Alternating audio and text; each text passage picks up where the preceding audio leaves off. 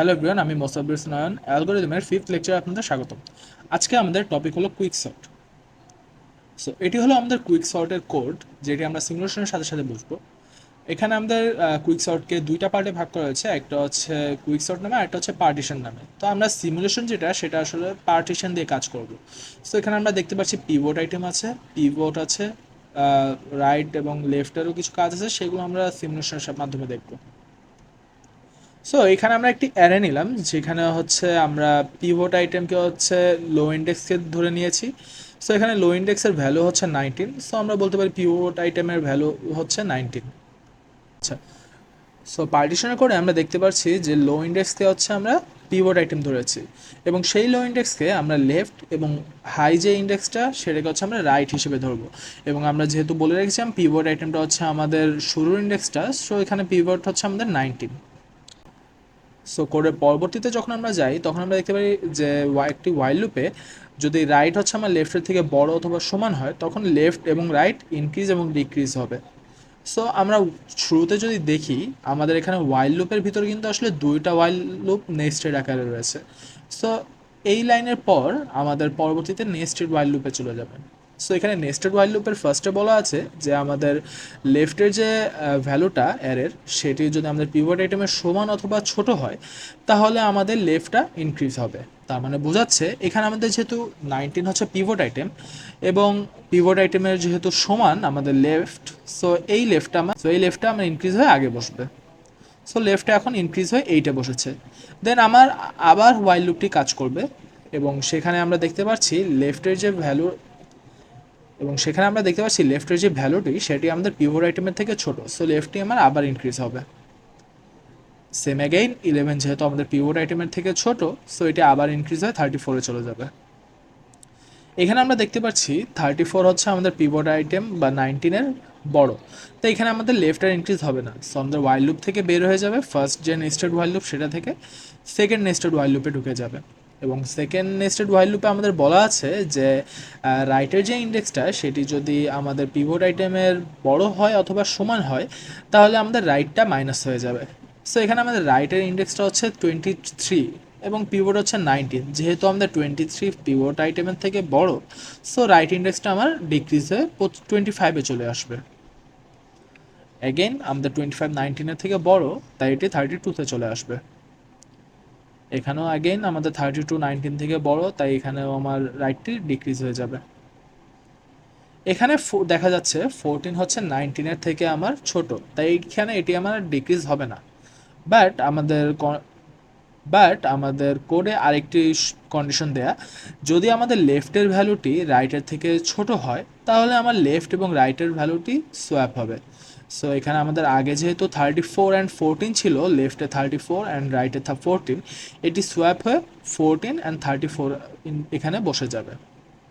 Then again আমার শুরুতে আবার ওয়াইল লুপে ঢুকবে। ওয়াইল লুপে আমাদের দেখতে পারবে যে লেফটের ইন্ডেক্সটা আমার পিভট আইটেমের থেকে ছোট, সো লেফটটি আমার ইনক্রিজ হয়ে 38-এ চলে যাবে, এবং রাইটও আমার ডিক্রিজ হয়ে 38-এ চলে আসবে, বিকজ 34 হচ্ছে আমাদের 19 থেকে বড়।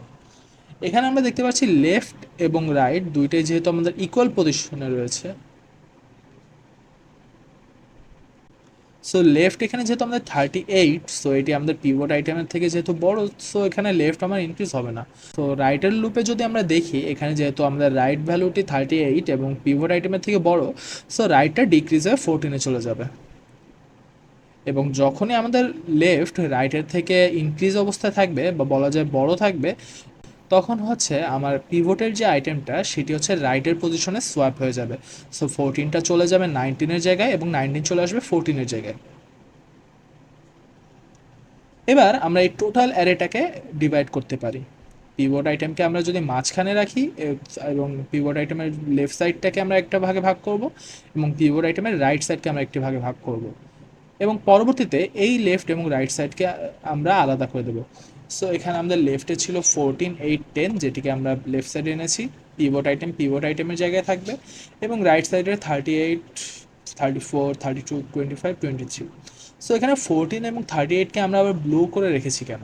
কারণ আমরা এই যে টোটাল অ্যারেটাকে যেভাবে আমরা ডিভাইড করেছি পিভট আইটেম কনসিডার করে লেফট রাইট ইনক্রিজ এবং ডিক্রিজ করে সেম আমরা এই লেফটের এই পার্টটুকু এবং রাইটের এই পার্টটুকুকে আমরা সেমভাবে দুই ভাগ করব। তো আমরা প্রথম যে বড় অ্যারেটাকে পেয়েছি সেটিকেই just left right increase and decrease করে আমরা সিমুলেশন দেখো, পরবর্তীগুলোকে আমাদের আসলে বারবার এরকম সিমুলেশন করে দেখানোর দরকার নেই। সো এইখান থেকেই আমরা আসলে ট্রি আকারে এটিকে ডিভাইড করে দেবো। সো এখানে পরবর্তীতে আমরা 14কে যদি দেখি, 14টা আসলে 11-এর রাইট সাইডে যে বসবে, কারণ নাম নিউমেরিক্যাল ওয়াইজ এটি আমাদের সব থেকে বড় নাম্বার। সো এটি আমাদের ডিভাইড হয়ে 14 পিভট আইটেমের জায়গায়, এবং এই দুটি পার্ট আমাদের আবার ডিভাইড হয়ে যাবে। দেন আমরা যদি রাইট সাইডে আসি, 38 যেহেতু আমাদের সব থেকে বড় ভ্যালু, এটি আসলে আমাদের একেবারে রাইট সাইডে যাওয়া উচিত। সো রাইট সাইডে যদি যাই, এটি আমাদের আলাদা পিভট আইটেম হিসেবে রাইট সাইডে বসবে এবং লেফট সাইডে বাকি যে ভ্যালুগুলো আছে সেগুলো বসবে। সো এখানে আমাদের পিভট আইটেম সর্বদা শুরুর যে ভ্যালুটা সেটিকেই ধরবো, সেটিকে ধরে দেন হচ্ছে আমরা ওটিকে তার নির্দিষ্ট পজিশনে বসিয়ে দেন হচ্ছে আমরা দুটি ভাগে ডিভাইড করব। দেন এগেন এখানে আমরা দেখতে পাচ্ছি 8 এবং 11 রয়েছে, এটিকে আমার এখন সিঙ্গেল আকারে নিতে হলে 8 যেহেতু আমাদের 11-এর থেকে ছোট, সো এটি আমাদের লেফট সাইডে যাবে এবং 11 রাইট সাইডে। অ্যান্ড রাইট সাইডে যদি দেখি, 34 হচ্ছে আমাদের যেহেতু সব থেকে বড় ভ্যালু, এটি আসলে একেবারে রাইট সাইডে যাওয়া উচিত। সো 34কে আমরা রাইট সাইডে অ্যান্ড এর বাকি ভ্যালুকে আমরা লেফট সাইডে রাখতে পারি। দেন এগেইন এটিকে আমার টোটালি সিঙ্গেল আনতে হবে। 32 যেহেতু আমাদের সব থেকে বড় ভ্যালু, 32 আমার রাইটে চলে যাবে অ্যান্ড 25 অ্যান্ড 23 লেফটে। আর দেন 25 অ্যান্ড 23কেও যদি আমরা এভাবে ডিভাইড করি, তো আমাদের 23 আগে আসবে অ্যান্ড দেন 25। এবার লাস্টে যখন আমার সবগুলো সিঙ্গেল আকারে চলে আসবে, আমরা দেখতে পাচ্ছি লাস্টের ভ্যালুগুলো আসলে আমাদের কিন্তু সল্টের আকারে রয়েছে। সো এগুলোকে আমরা যদি এখানে এক করি, ফার্স্ট হচ্ছে আমাদের 8, দেন এখান থেকে 11, দেন এখান থেকে 14, দেন 19, 23, 25, 32, 34, 38, এভাবে আমরা টোটালি সিমুলেশনটাকে কমপ্লিট করতে পারি। এবার আসি আমরা কুইক সল্টের টাইম কমপ্লেক্সিটিতে। সো টাইম কমপ্লেক্সিটিতে এইটা হচ্ছে আমাদের best case. So best case আমাদের এখানে নির্ণয় করতে হলে আমরা সেম যেভাবে মার্জ সর্টে করেছি, এখানেও সেম সাবস্টিটিউশন মেথড দিয়ে এখানেও করব। সো এখানে আমাদের কুইক সর্টটাকে আমরা ধরতে পারি টিএন, পিভটের পার্টটাকে আমরা ধরতে পারি সিএন, এবং কুইক সল্ট যেহেতু আমাদের দুইটা ভাগে ডিভাইড হয়ে গিয়েছে, সো এখানে n/2, কারণ আমরা দেখতে পাচ্ছি সিমুলেশনে যে অ্যারেটিকে আমরা দুটি ভাগে ভাগ করে ফেলেছি, জাস্ট মাঝখানের পার্টটাকে আমরা পিভট রেখেছি। সো সেই পিভটটা হচ্ছে আমাদের সিএন টাইমস, অ্যান্ড বাকি দুইটা যেহেতু আমাদের দুই ভাগে ডিভাইড হয়ে গেছে, তাই n/2 টাইমস। সো এখানে আমরা টোটাল টিএনটাকে লিখতে পারি, যেহেতু আমাদের কুইক সর্টের ভিতরে এই টোটাল লাইনগুলো এসেছে, তো এক করে ফেলে আমরা পাই tn/2 plus tn/2 plus CN. এবং এটিকে যদি আমরা সিম্পলিফাই করি, so 2t into n/2 plus CN আসে। এখন আমরা যদি মাস্টার মেথড ইউজ করি, সো এখন যদি আমরা সাবস্টিটিউশন মেথড ইউজ করি, আমরা সাবস্টিটিউশন মেথডে দেখেছি যেহেতু এন এর জন্য আমার ভ্যালু এটা আসছে, সো আমি যদি এন এর জায়গায় n/2 বসাই, তাহলে আমার প্রত্যেকটা এখানে n/2 গুণ হয়ে যাবে, গুণ হয়ে গেলে সেখানে হয়ে যাবে n/4, এবং সিএন এ যেহেতু আমরা n/2 বসাচ্ছি, সো এখানে আমার হবে n/2। এবার এই ভ্যালুটা যদি আমরা এখানে বসিয়ে দেই, তাহলে আমরা পাই 2 into 2tn/4 plus cn/2। Just আমরা এই টোটাল ভ্যালুটাকে এই tn/2 এর জায়গায় বসিয়ে দিয়েছি। এবার দেন এটিকে আমরা যদি সিম্পলিফাই করি, তো আমরা পাই 2 square into tn/2 whole square plus 2cn। Then again সেমভাবে আমরা যদি tn/2 হোল স্কোয়ারের জন্য করি, তাহলে আমরা পাই 2t into n/8 plus cn/4। যেহেতু এখানে আমার n/2 স্কোয়ারে রয়েছে, এই টোটাল ভ্যালুটাকে আমরা এখানে বসিয়ে দেবো। বসানোর পর আমার আবার একটি ইকুয়েশন আসবে, সেটিকে সিম্পলিফাই করলে আমরা পাই 2 cube T into n/2 cube plus 3cn। এইভাবে আমরা আসলে লিখতে পারি, এটি হচ্ছে আমাদের একটি ইকুয়েশন ক্রিয়েট করছে, যেখানে আমরা এই 2 কিউব, 2^4, 2^5 এর জন্য আমরা আসলে আই লিখতে পারি, এবং প্রত্যেকটা যেখানে নাম্বার রয়েছে সেখানে আমরা আই করে দিই, এবং প্রত্যেকটা যেখানে যেখানে আমার ইনক্রিজ এবং এবং প্রত্যেকটা যেখানে আমার ইনক্রিজ হচ্ছে সেখানে আমরা আই লিখে দিতে পারি।